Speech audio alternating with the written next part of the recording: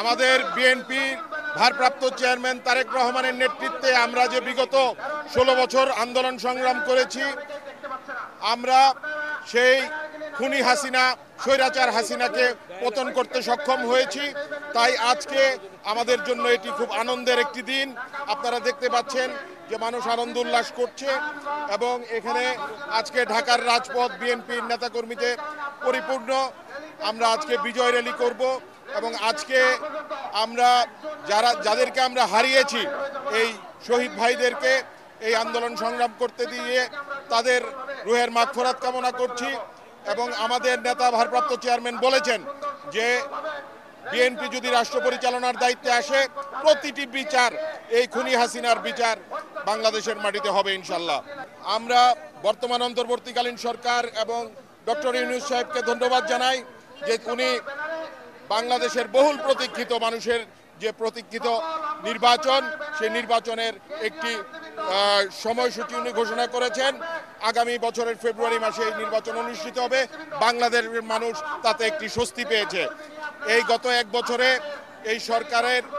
এই সরকার ফ্যাসিবাদ বিরোধী আন্দোলনের পর সকল রাজনৈতিক দল মিলেই গঠন করেছিল এবং এই সরকার সেভাবে পারফরমেন্স করতে পারে নাই, দেখাইতে পারে নাই।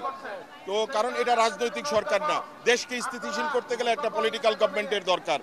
ইনশাল্লাহ আগামী নির্বাচনে মানুষ ধানের শীষকে ভোট দিবে এবং বিএনপি আগামীতে রাষ্ট্র পরিচালনার দায়িত্বে এসে বাংলাদেশে যে অঙ্গীকার আমাদের নেতা তারেক রহমান করেছেন একটি নতুন বাংলাদেশের, সেই নতুন বাংলাদেশ গড়ার লক্ষ্যে আমরা সকলে একসাথে কাজ করব।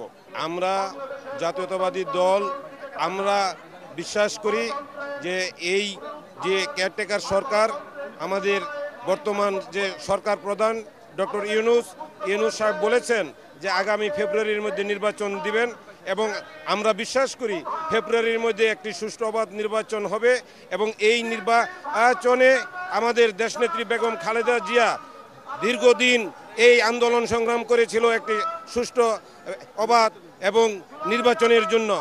আমরা সেই নির্বাচন চাইতে যাইয়া, রাজপথে আন্দোলন করতে যাইয়া আমাদের অনেক ভাইকে আমরা খুন হতে দেখেছি, গুম হতে দেখেছি, রাজপথে আমরা মার খেয়েছি, জেল খেটেছি, জুলুম আমাদের নির্যাতন হয়েছে, আমাদের নেতাকর্মীরা জেল খেটেছে। এখন আমাদের ভারপ্রাপ্ত চেয়ারম্যান উনি বলেছেন যদি এই কেয়ারটেকার সরকারের অধীনে অবাধ সুষ্ঠু নির্বাচন হয়, বাংলাদেশ জাতীয়তাবাদী দল অংশগ্রহণ করবে এবং এই যে বিগত ফ্যাসিবাদ সরকার এখানে ভোট করেছিল, এখানে কোনো ভোট হয়নি, রাত্রে ভোট হয়েছে, দিনের ভোট কখনো রাত্রে হতে পারে না। সেই জন্য এখানে আমরা সেই নির্বাচন মানি নাই। এখন অবাধ একটি সুষ্ঠু নির্বাচন হবে। বাংলাদেশের মানুষ বিএনপি সহ সকলেই স্বতঃস্ফূর্তভাবে সেই নির্বাচনে ভোট দেওয়ার জন্য উন্মুখ হয়ে রয়েছে এবং নতুন ভোটাররা ভোট দেওয়ার সুযোগ পাবে। এই জন্য আমি মনে করি যে এটি হলো এই সরকারের বর্তমান ইউনূসের একটি অর্জন, যদি উনি করতে পারেন। আর যদি ব্যর্থ হন তাহলে আমরা এই ইউনূস সাহেবকেও আমরা এমনিভাবে এই দেশ থেকে আমরা বিতাড়িত করে আমাদের নেতা তারেক রহমানের নেতৃত্বে এখানে আমরা সরকার গঠন করে এই দেশের গণতন্ত্র প্রতিষ্ঠিত করব, ভোটাধিকার ফিরিয়ে আনব, এই দেশের মানুষ শান্তিতে বসবাস করবে, তার লক্ষ্যে আমার নেতা কাজ করে যাচ্ছেন।